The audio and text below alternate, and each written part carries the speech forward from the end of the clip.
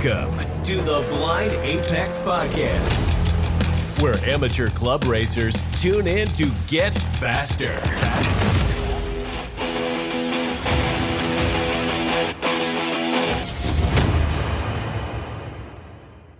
First and foremost, I need to apologize for the quality of the audio that you're about to hear. It is a salvaged audio production. Hopefully it clears up during post-production, but for this topic, I really wanted a raw first cut. I'm your host, Con Jonturk, and on this episode of the Blind Apex Podcast, we're going to go get the perspective of a noob, a new HPDE driver. Someone who just burned their lips on the Go Fast crack pipe. My guest, who's apparently easily peer pressured. You can find him around the NASA Mid-Atlantic Honda Challenge paddock, usually leaning against Hunter's wagon. Jared Mason, welcome to the show, man. Well, thank you, sir. So, man, I've seen you at the track for a couple of years now, right? At least with Hunter. This is actually the second year. Okay. So yeah, it feels like a couple. It feels like it's been many more than that, but okay. So you've been around the track for 2 years. What brought you into the automotive world? Like, what got you into cars? So being a high schooler, I started out in the street car scene. I had ended up buying actually the car I brought to the track. It was a 97 four-door Civic, and it was the first time I ever turned any wrenches working on that car. It needed a new transmission, and I had no idea what I was doing at the time, so I took it to one of my buddy's dad, who's a mechanic, and once he put that in and it was drivable, I just started doing little things left and right. I replaced the exhaust, put some coilovers on. I even sanded the car down. And hindsight, I wish I would have done a good bit better because you can see the imperfections in it. But first car things, it was a good time, and that's how I really found out that I enjoy working on vehicles and really had an interest into it. Yeah. So what brought you to the NASA Mid-Atlantic paddock, though? So this actually, it's coincidental in a way. Well, I was supposed to start at the shipyard as a welder. Mm-hmm. And a couple weeks beforehand, they said I had some physical restriction that I couldn't be a welder, so they sent me to the machine shop. And I happened to meet Hunter there just by chance out of the few months that he and I overlapped working in the machine shop. But once he found out that I had that was right around the time that I got the car painted and started doing things here and there. And once he found out that I had the Civic, he was like, dude, you got to try this. Like that was his first real racing season. I think that was his rookie season, and he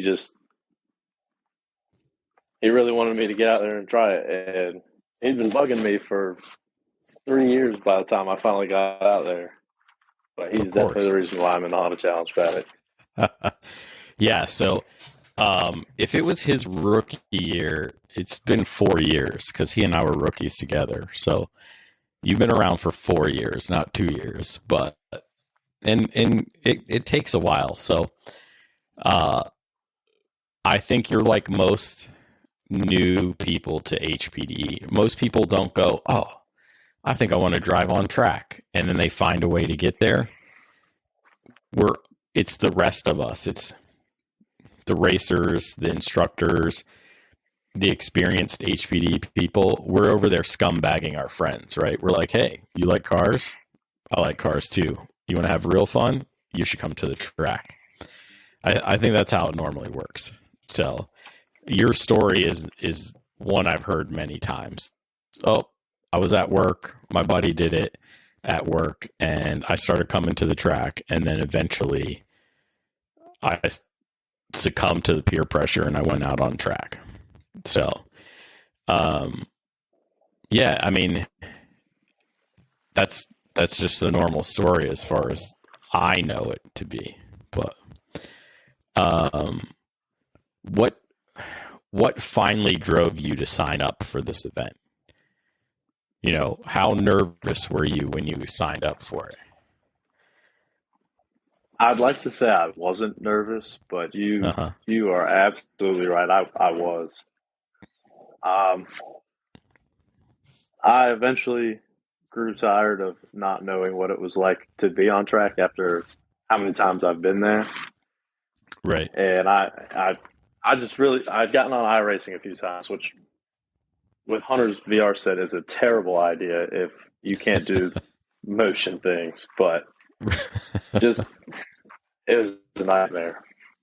But the parts where I wasn't feeling like I was going to throw up everywhere, it was a real tease just to know what it would actually feel like. And I eventually put. Oh, go ahead. No. Did you've only done VR? Did you do any ride-alongs with like Freddie or Aldo or anybody when they were instructors? None of that stuff? Before that point, I had my first ride-along was with Kent in DE3. Okay. He's slow. That was he's still slow, so I'd still be safe. Yeah, you're fine. You could duct tape yourself to his roll cage now. It's fine. That was definitely an eye-opening experience, even being in the car with him. Yeah. And Hunter and I had tried a few ride-alongs, but last season was the first season I came around, and that was when we were lucky if Hunter got through half a race. Right. Before he had to be towed off. Yeah.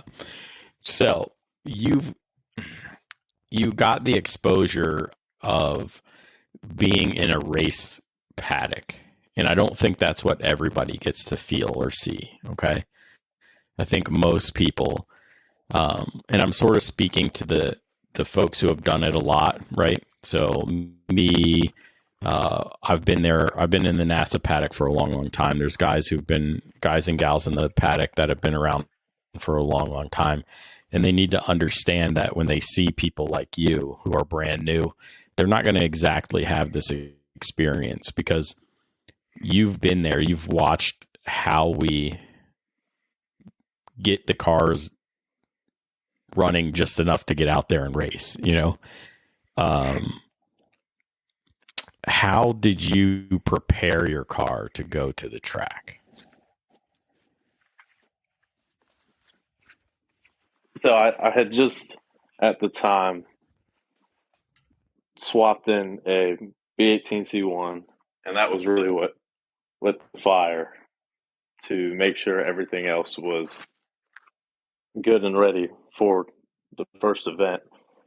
The biggest thing was swapping on ITR calipers that I knew weren't going to leak because I had old calipers on there beforehand that weren't reliable. So new pads, rotors, calipers, bleeding the brakes well, making sure the oil was clean, did a flush, made sure there was no contaminants, changed it right before, and just went through and nut and bolted and made sure everything was safe. And it was, I'd be comfortable enough to put myself on track as well as having an instructor on it. Yeah, I didn't realize that you had just swapped the car, so that's pretty crazy. I was gonna ask you whether you had the D series in it still, or whether you had a swap in it, but now I know. So those are the basics. That's all you need to do to get out on track. Make sure you're not leaking. Make sure your brakes are squared away, and make sure everything's tight. Did you buy special brake pads? Did you use street tires? What was your plan going into it? After speaking with Hunter, he said I would have been fine on street pads, just regular, nothing special. But I had bought some EBC yellows a good bit ago when I was planning on putting the ITR calipers on. So I was sitting on them for a while, but I got them at a good price when they were on sale. So I figured I might as well get something that will not only definitely is more reliable, but something that'll last longer, and I could also daily drive. Okay. And as far as tires go, go ahead. That's normal. I would prefer people to have something more autocrossy or light track centric, just because if it's your first time, which it was, you've never done an HPDE before. This was your first time when you went out, okay? But now you have brakes on it, and you'll go a little faster next time, which we have to scumbag you into as soon as possible. But the brakes are already there. You're not going to overrun your brakes, because these will wear out eventually. You'll go to a little harsher pad, and you just need to pick up harsher pads, more race-centric pads the faster you go. So I think that's a good way to go. Yes, you can get away with normal street pads for your first time around, but you're going to end up swapping them out by the second or third time you're out there, I think, anyway. So what about those tires? That was kind of a mess leading up to it. I had just 400 treadwear tire. That's the best tire out there. Yeah, until we were finishing with the brakes, and thankfully I was in Hunter's AC garage. It was very nice not being outside getting bit by mosquitoes in 95-degree weather. Right. But we were going to put the wheels back on, and we were inspecting the tires and didn't realize how much camber wear there was on them. And it was atrocious. So we decided we were going to swap the tires because they're rotational. We were just going to swap the front left and right. And there was a nightmare getting one of the tires off. The bead ended up tearing just because it didn't want to de-bead, and it was a problem getting it off. So we ordered some Z3s. I think that's what they have now, the Dereza Z3s. Yep. And we were going to overnight them, but luckily Kent had he had some Z2s on some Fat Fives that he brought to the track for me. And granted, they're from friends. Yeah, they're a little older, but Kent really came in clutch there. Yeah. So not every new person is going to have a friend willing or ready to have tires for you. So the noobs that listen, or the folks that are trying to scumbag somebody into going to the track for the first time, you want to be like Hunter and Kent, and look out for your buddy and go over the car with them. And if something's going on, you want to be able to help them, because in the grand scheme of things, an HPDE really isn't a cheap adventure, right? Well, what's HPDE costing these days? Like $550 for Summit Point, something like that, maybe more. For track days, I believe, but NASA, okay. I think it's right at 600 now. Yeah, so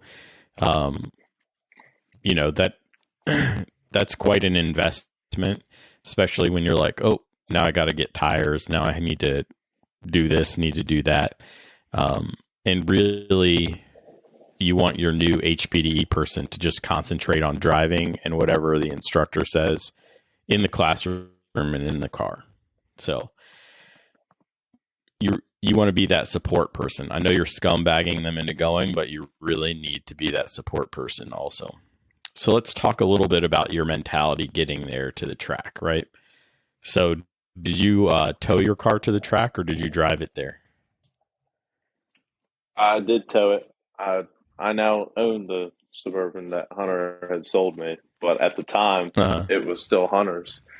He let me pull it using the Suburban, and I got a U-Haul trailer for the weekend, and I brought it up. We brought it up there. I think Friday night.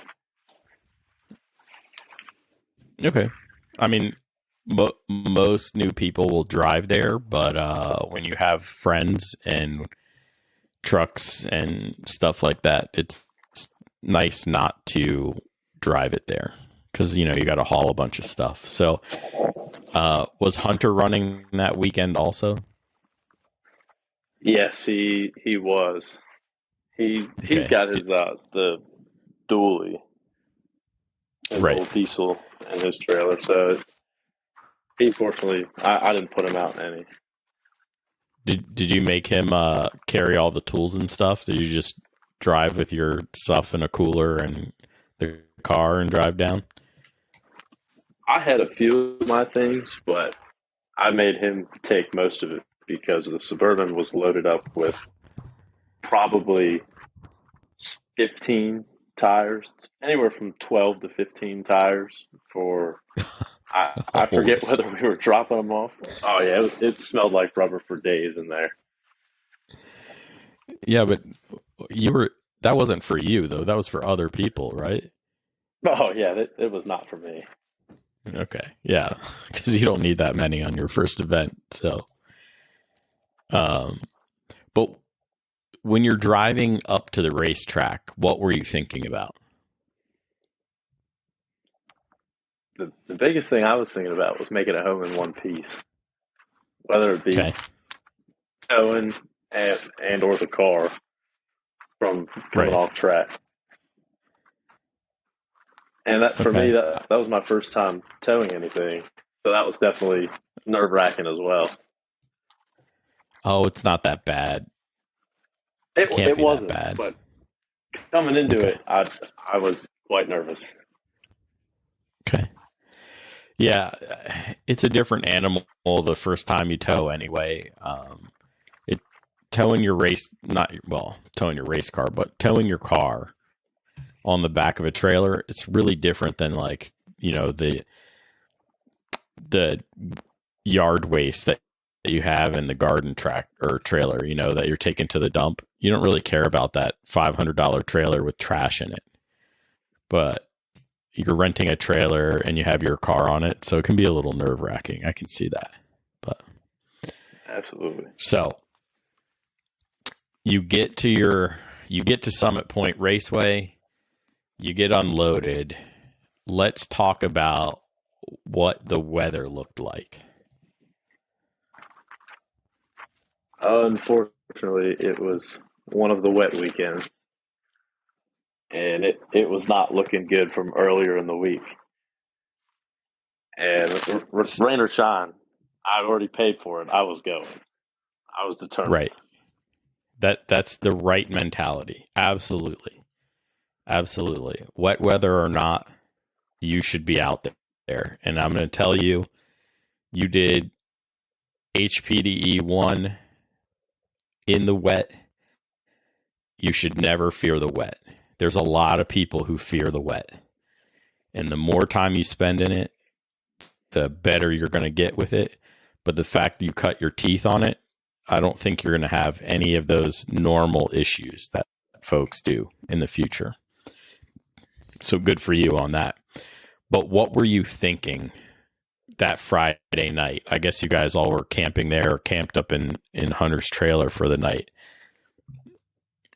How was that weighing on you, the weather? I had pretty much accepted it at that point, being that we were driving away from, like, we drove away from it, and we knew it was coming towards us.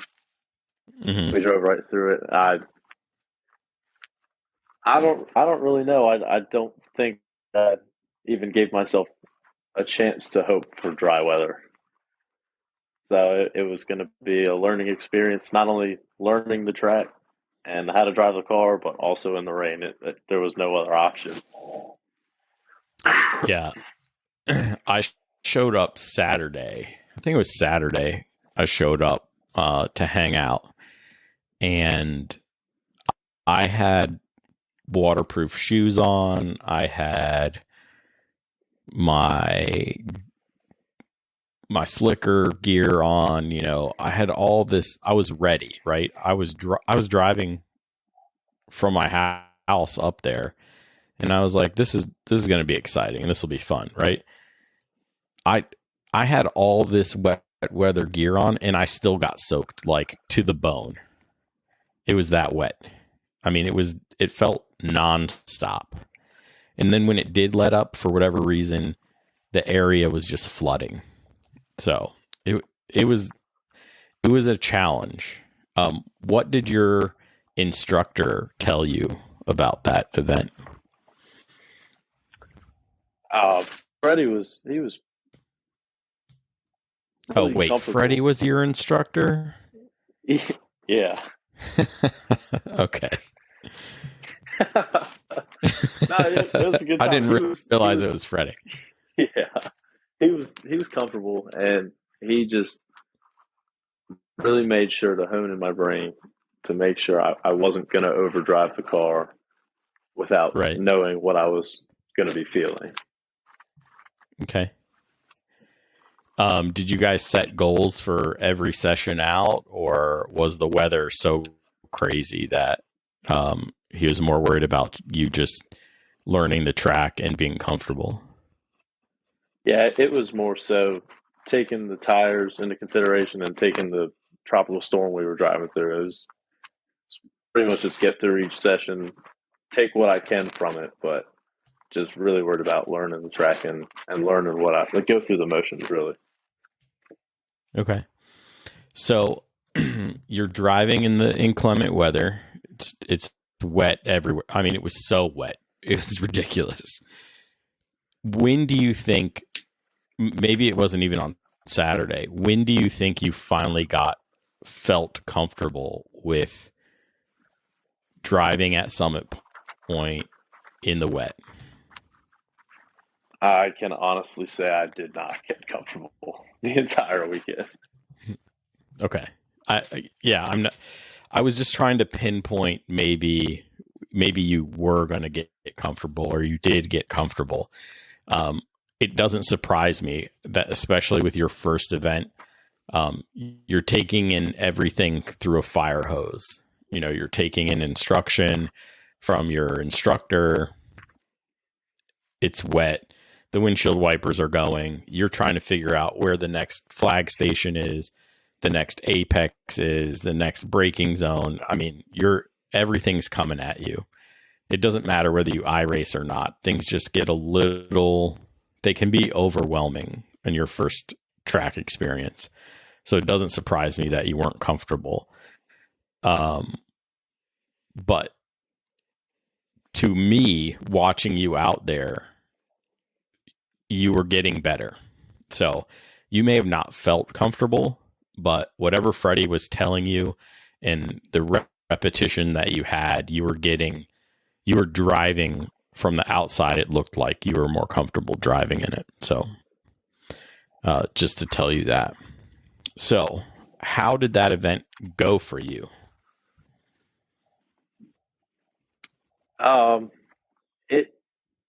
It was it was very eye opening, like you said, drinking from a fire hose. And overall, it was a great weekend. Aside from the fact I went off at turn 4 and kissed the tire wall. So that wasn't great, but overall, was Freddie in the car? Oh yeah, he stayed very calm throughout the whole thing, and was I think the third session on Saturday. Okay, and he was ready to get right back in the car. Oh yeah. So what did you break on your car? I broke my driver's side. Oh, it was passenger side headlight and just that corner of the bumper. Okay. It Yeah, was you barely got it. very minimal, especially for how far I had slid. Yeah, I'm not sure where you landed in turn 4, but as long as you're pointing it in the right way, you're going to end up pretty far down turn 4. So closer to turn 5. So you should be okay. So did you go out on Sunday? Yeah, I did. Okay. The rain did not let up, but No, it didn't. I was determined. Yeah, absolutely. You pay for the whole weekend, a busted headlight and a messed up bumper, scuffed up bumper shouldn't stop you from staying out there. How did Sunday go? Sunday, the more I think about it, I guess I did feel more comfortable on Sunday. Uh-huh. I can't say that I'm confident, but I think I started to feel where the car was going to slide more and where the puddles were. I started to really soak that information in from the day before a little bit better. Mm-hmm. And I think there were 3 sessions, 3 or 4, but I didn't do the last one. But the first couple that I did, I definitely felt more in control of the car.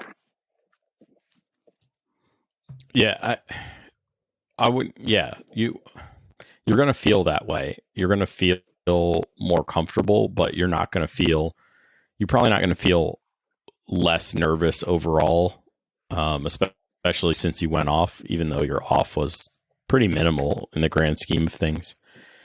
I wanted to point out, and I'm glad that you brought up that you went off, because people show up in minty fresh brand new cars, right? 500 horsepower Mustangs and all that stuff, and they don't understand. So if I doubt you had track insurance on your Civic, but a Civic's easier to replace and or repair than some of this newer stuff. So I implore people to get track insurance, at least for the first couple times they're out, or if they're in a car they can't write off, which I don't recommend anyway, but you shouldn't take a car you can't write off to the racetrack. Probably not a great idea. Yeah, I know I've seen it happen. I'm sure I've paddocked next to them. I'm sure we've seen them drive by all the time, right? I can't fathom somebody writing off a McLaren, but I guess there's people out there rich enough to do that. So when I see them, I'm always like, oh man, hope that one's okay. Even like Lotus, one of the Exige or whatever, they're glued together clamshell stuff. So if they get bent or crack something, they're pretty much totaled anyway. So I never like to see that. But a Civic is just a Civic, And is it fixed now? We're recording kind of, what is it, 2 months, a month or so later? I don't know. Yeah, I had they were OEM headlights, but I decided I was not going to spend that money and bought some eBay headlights and an Amazon bumper, which I had to do some love to because it shipped folded. Yeah. It was ridiculous, but yeah, it was fixed the next week. Yeah, I mean, well, so let's be real. The Amazon bumper wasn't going to fit no matter if they shipped it nicely or not. So you were going to have to love on that bumper to get it on anyway. Yeah, I can't argue that. So, yeah. So I think that's it's still a big thing for people to realize, right? So you're new to this sport. You're actually not, because you've hung out with us. You've seen how we operate. You see what we do. You understand more of what's going on than somebody who is brand new, but at the same time, the things you were feeling, like being nervous from the time you signed up, nervous towing there, nervous in the weather, all those things are normal. So you weren't doing anything abnormal. And it's up to us to help you, the people who scumbagged you into going out there, to make sure that you're comfortable. I'm sure Freddie was your instructor, but I'm sure every single guy that was there Saturday night, especially after the car got bent, was just trying to help encourage you to get back out there the next day. Absolutely. That's just how we are. So, I mean, I know that was going on. So for the experienced folks that know there's a noob around, we need to be the ones to help those people. You automatically got that help. You've been around, you know us. You've known Freddie for the couple years. So as instructors, I implore instructors to debrief their first event students in the Saturday evening, especially if they've had an incident, and then just talk to them and see where they are. I think that's really important for the noobs out there. But the responsibility is ultimately ours as the experienced folks to make sure that you have a good time. If you don't have a good time, you're not coming back. You don't come back. Car counts are low. Events get closed. We don't have new Honda Challenge racers, or Specky 30 racers, any of the racers, whatever you brought, and then car counts continue to shrink. So we need to be good ambassadors of the sport, and we need to make sure that you're having a good time. And I'm glad that the guys were there for you. So, yeah, fortunately, I was grandfathered into that help. Yeah, I mean, you help Hunter enough. He should have been the one changing your headlights and duct tape and stuff and things like that for you. So, fair enough. Yeah.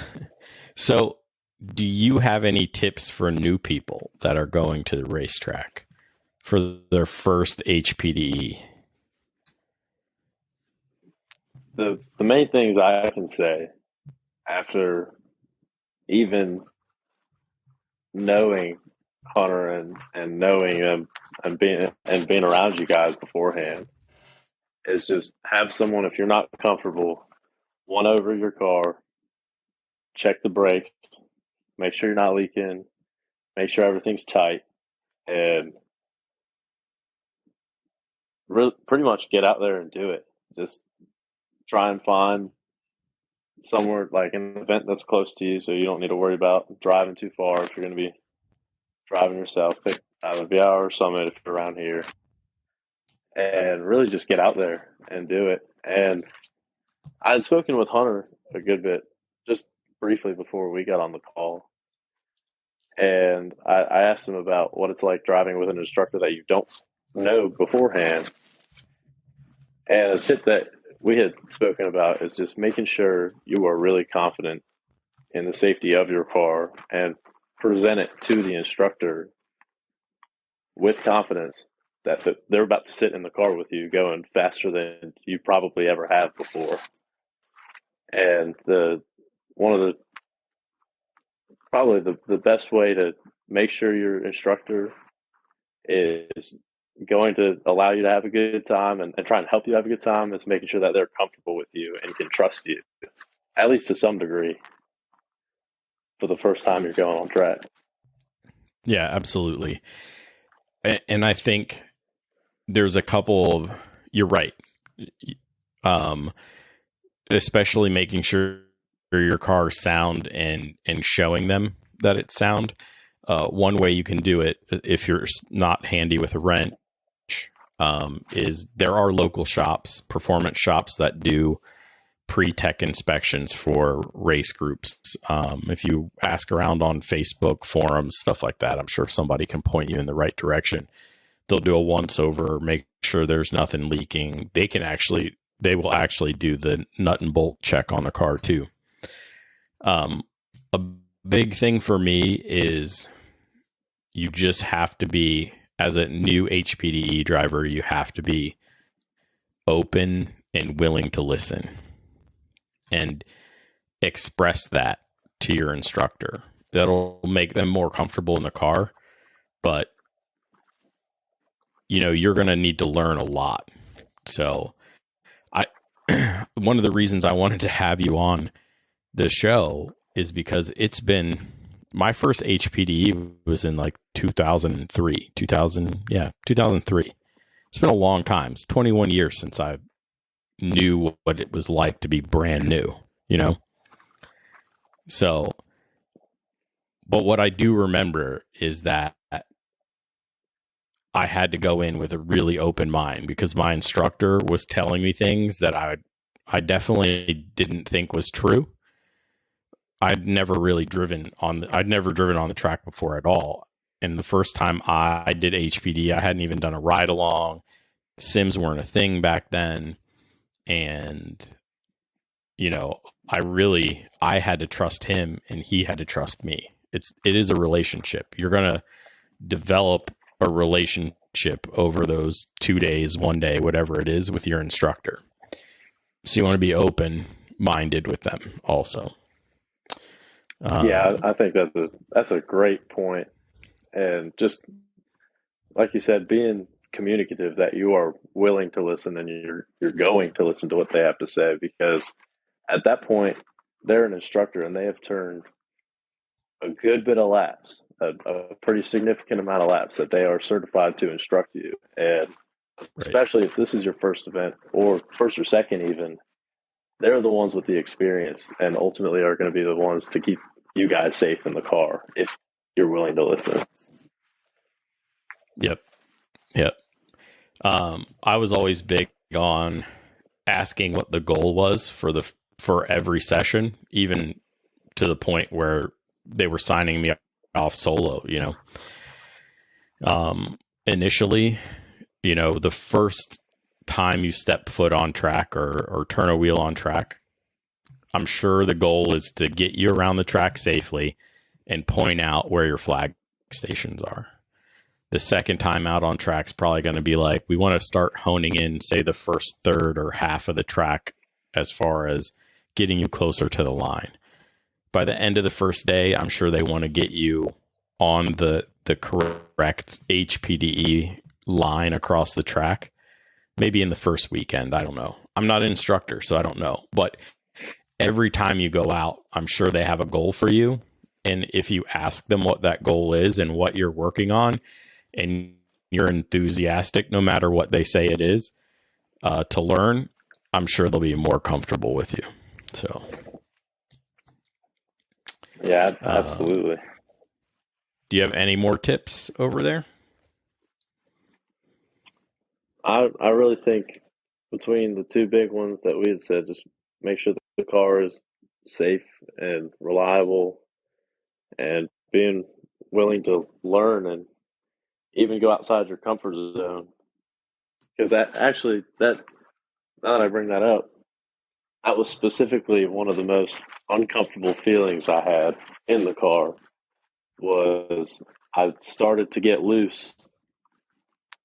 I was coming out of carousel. Mm-hmm. I started to get loose, and Freddie said, "Stomp on it," because the rear end started coming around, and it was just a counter steer and throttle it out. And I just remember I was not comfortable getting on the throttle while I was losing control instead of just locking up the brakes. Yeah. I mean, you're in a front wheel drive car. That's what you're supposed to do. You're supposed to rely on the front tires to pull you out. If you're in a rear wheel drive car, it's different. So, yeah. But you trusted Freddie enough to do it. Absolutely. Yeah. I'm not sure I trust Freddie that much, even though I know that that's what I'm supposed to do. But I heard that a few times. Yeah. No, but that's the level of trust you're going to have, right? You got into an uncomfortable situation. You listened exactly what Freddie, your instructor, had to tell you to do, and he got you out of it safely. And part of learning high performance driver education is getting uncomfortable. It's learning that when the car gets upset, this is how I need to react. You learn that car control, and you were in the perfect environment with that type of weather to learn car control. I promise you, I know you were drinking from a fire hose. There was tons of stuff coming at you. There were flagger stations you missed every lap, I'm sure. You didn't see every flagger station every lap, I promise you. You may have listened to half the stuff Freddie had to tell you, or you hit half your apexes.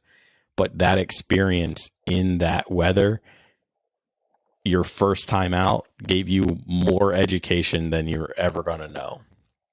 I spent 3 years when I went back to do HPD all over again, 3.5 years before I got another wet weather event.